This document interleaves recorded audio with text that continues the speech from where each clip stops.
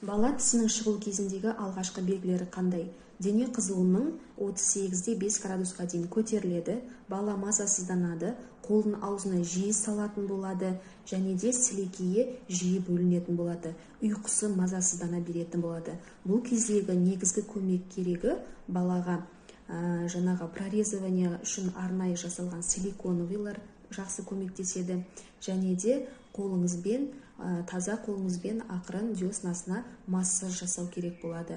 Не жасамаймыз? Бұл кезде жаңағы түрлі аптекалардағы сатылатын калгель, дентинокс деген сияқты құрамында лидокаины бар заттарды қолдануға мүлдем болмайды. Себебі бұл адамның өміріне өте қауіпті.